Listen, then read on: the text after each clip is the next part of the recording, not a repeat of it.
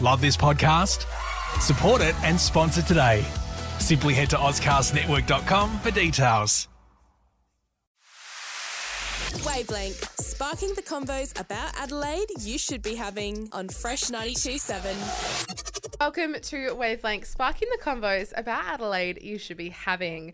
I'm your host, Cass, and while Alex is away in the UK, I am joined once again by Maggie. How are you, girl? I'm good. I'm a little bit sick. I went out last night, again, classic me, and I am copping it a little bit today, but that's okay. So apologies if I sound like I'm sick, because I am. How was your weekend? It's worth it. My weekend's been good. I just worked. I worked a wedding, so it's been a bit of a late night for me. Yeah. Getting that cash, getting that money. You got to do it. It's been a big week of news, so get strapped in. We have a big show for you this week. Kate and Alex take you through travelling after COVID. And later on, I talk you through the fuel taxes, and Grace talks you through all the good news that has happened this week. But before we get into all of that, I talk with power forward Gemma Houghton and Adelaide Crows captain Chelsea Randall about the upcoming AFLW Showdown at Adelaide Oval. Wavelength on Fresh 92.7. I sat down with key power forward Gemma Houghton to discuss the inaugural Port Adelaide women's team and the rivalry with the Adelaide Crows. This is my 7th season in the competition, and I was very fortunate to be an inaugural Fremantle player, and now here in South Australia and playing first year at Port. What drew you to relocate to Port Adelaide? There was a lot that happened with Freo. It was such a roller coaster ride for me personally with injury, and there was so much positive stuff that came out of the 6 years there. I came to the end of my contract and I was looking for a change. When I was speaking with Port Adelaide and the players that they were already talking to, I just thought this was just a right opportunity. I just wanted to challenge myself, start fresh, and really look back on my career and say that I gave it everything I could. Port Adelaide's a club with so much history. What's it been like coming together to form this team? It's a bit different, obviously, having 2 seasons in the 1 year. It happened quite fast in terms of pre-season and forming the list, and I think just with the group that we have, that they've built on character and the amazing personalities that come with that, we've really been able to, in such a short time, form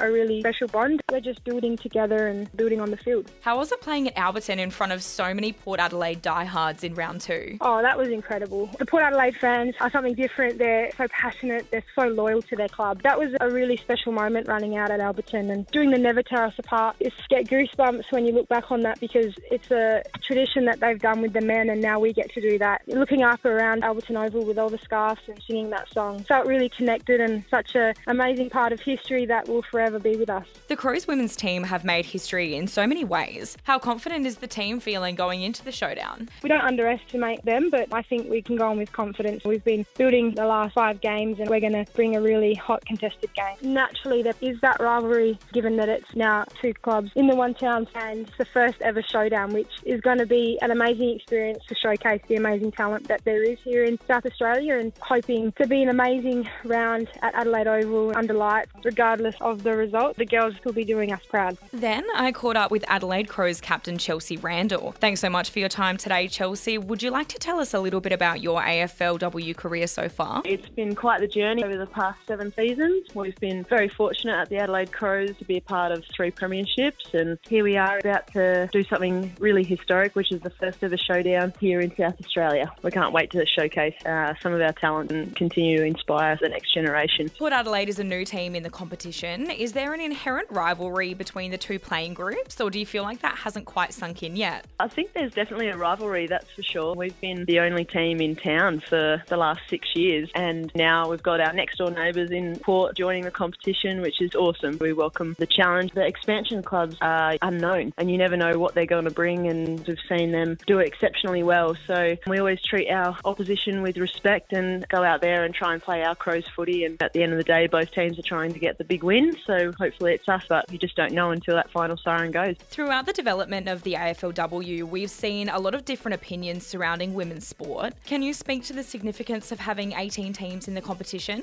The 18-team competition is really exciting for our supporters, and a lot of Port supporters over the last 6 years have come up and made comment to us saying, look, we don't go for the Crows men's team, but we go for you Crows girls because you're the only team here in SA. So it was nice. We had quite a few extra supporters. In terms of people's opinion, it has has quietened down since the initial stages. But what we will see is it will take probably a handful of years just to see that depth in the talent. Just like what we see with the men's when they have an expansion team join, they're learning a whole new game plan from scratch. So our supporters are amazing at understanding that and realising that this is still in its infancy and we're growing significantly every single season. The fantastic thing about it is that we've seen another 100 or so girls get an opportunity to play at the elite level. How are you feeling about going against Erin Phillips for the first time? I see Erin probably weekly. She's one of my best mates. So, look, it's going to be an exciting game. Can't wait for it, to be honest. It's going to be really good to play against one another. No doubt there'll be a bit of banter. The beautiful thing of AFLW is that a lot of us have been on this journey when it was really tough in terms of trying to get women's footy promoted. So some of the older players have really been the ones that have pushed for us to be where we are today. And we've got that respect for one another. Yes, we want to win football, but there's definitely a bigger respect for the journey that we've all been on.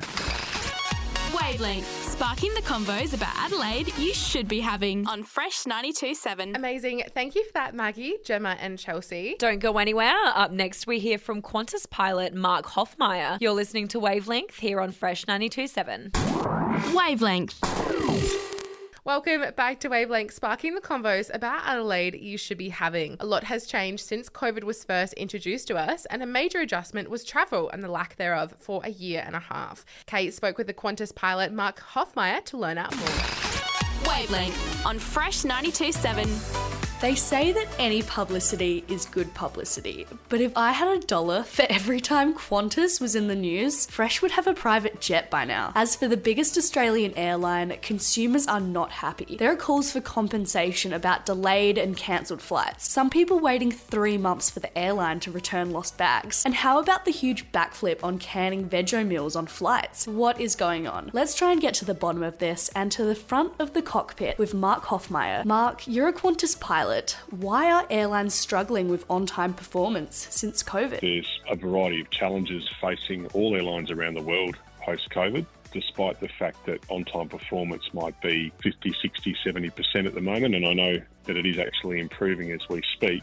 What I would say is that 100% of flights are getting to their destination safely. And that's a testament to the professionalism of Qantas pilots as they have come out the other side of the pandemic. Yeah, that's good that safety is a priority, but why are the flights delayed? There's issues with baggage handlers in terms of, if a person has COVID, they can't come to work in our job. And one of the things about a pilot is you can't work from home. It obviously then has an impact on the operation. So the good news is that I think we're definitely on the improve. When it comes to pushing back and commencing on a flight, despite delays associated with other areas of the operation, we go when we're ready to go. Frontline staff have bared the brunt of the backlash lately. So how does this affect you as a pilot? Oh, look, it's disappointing. It's frustrating because one of the things that I would say that all Qantas pilots are incredibly proud of the company that we work for and its history and its legacy. So we are disappointed that people are frustrated. But again, we control what we can control. Speaking of control, is this something that Qantas could have controlled? We knew that airports were opening up. I think I'll leave that to the historians to talk about the rationale. Despite all those different frustrations, if you boil it down with customers and say that, you got to your destination safely, hopefully they would realise that is just as important. So what do you say to the people that are missing out on family funerals or the kids coming home at 10 p.m. on a school night? Oh, that's not ideal. Absolutely, that's not ideal. The issue for us is I'm not going to rush a flight or I'm not going to depart early if I'm not ready to go to try and make a funeral, because I hate to use that analogy, but I don't want to end up with a situation where there's a lot more funerals because we basically rushed ourselves and went when we weren't ready to go. Great point. So if we didn't have this issue before, as consumers, as Australians, how can we get back to a place we were before where we could depart and arrive on time and still stay safe? Qantas management have acknowledged that they are working hard to improve the areas that the airline's been deficient since normal operations post the pandemic. How? Well, they're obviously just trying to get staff back into the place. It just takes time. So, for example, with pilot, myself going through a training course at the moment, and that's probably going to take me 4 to 6 months to change from one aircraft to another. Yeah, people want to be on time, but everyone wants a good work life. So tell me, what's it like being a pilot right now? Well, everyone's happy to be back at work. They're acknowledging the struggles, and I'd be lying if I said people don't get frustrated from time to time. But as I said, the unwavering focus that a pilot has when they go to work is to put those distractions to one side and ensure that the operation and the safety of the operation is not compromised. That's Mark Hoffmeier, Qantas Pilot and Communications Director for the Australian and International Pilots Association. And geez, by the sounds of that, it seems like Alex might be stuck in the UK a little longer. So Maggie, enjoy your new spot as co-host of Wavelength. Just fly with it. Over to you guys. Wavelength, sparking the convos about Adelaide you should be having on Fresh 92.7. Thanks for that, Kate and Mark. You're listening to Wavelength on Fresh 92.7. Wavelength.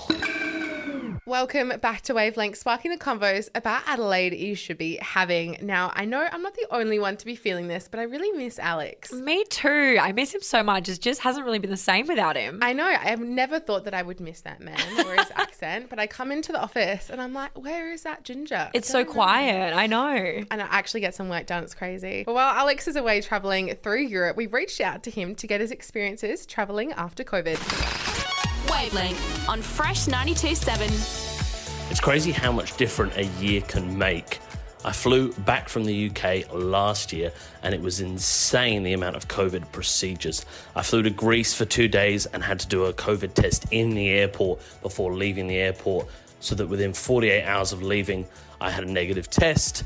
I had to pay for that. I had to have double vaccinations everywhere I went. I had to prove it. Coming back to Australia was a whole other story. I had to get 2 negative tests, one 3 days before, one 24 hours before. I was flying on a repatriation flight, so they're one of the ones put on by the Australian government that went 23 hours, no extra food, just the basics, straight to Darwin. Cut to a week ago when I flew to the UK, no ask of COVID vaccination proof as you got on the plane, no mask required. I was a bit slack and didn't bring one. I sat down on the plane and I heard, surrounded by 100 people, I heard one person cough and was like, nope, and asked the flight attendant for a mask and wore one the rest of the way. Traveling around in Europe is such a stark difference to last year as well. I am in my 3rd country now. I flew from the UK to Amsterdam to Italy, and no talk of vaccinations, no mask required. Not a single place has asked for a mask to go into, to enter anywhere. Nowhere has asked for vaccination proof.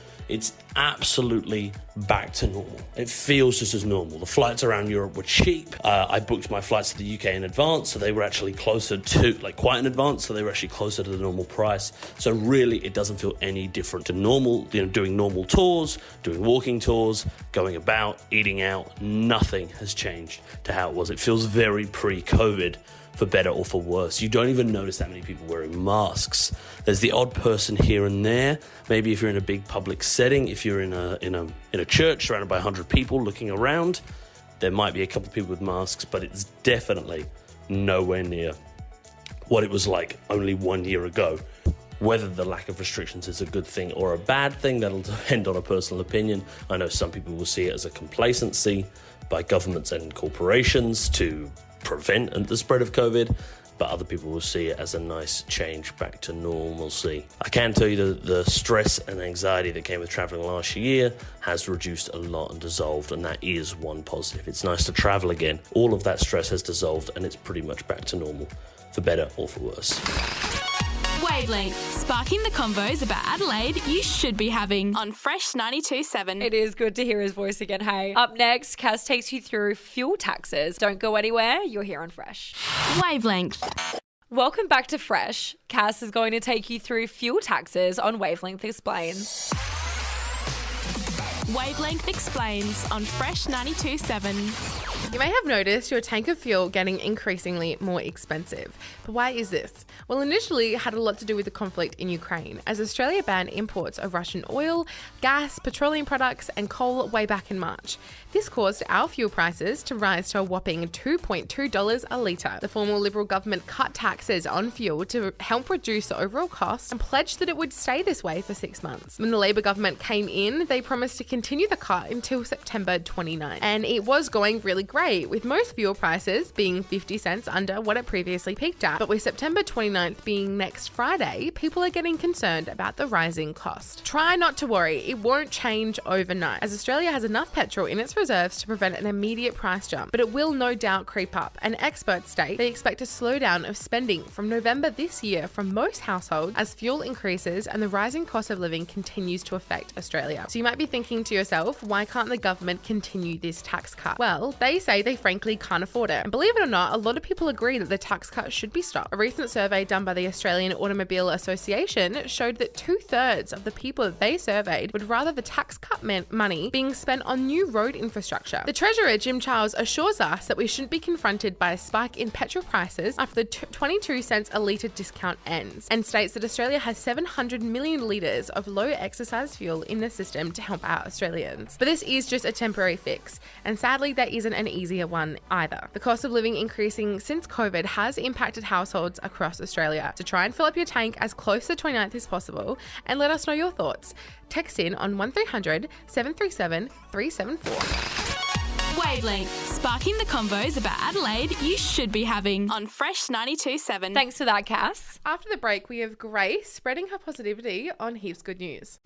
Wavelength.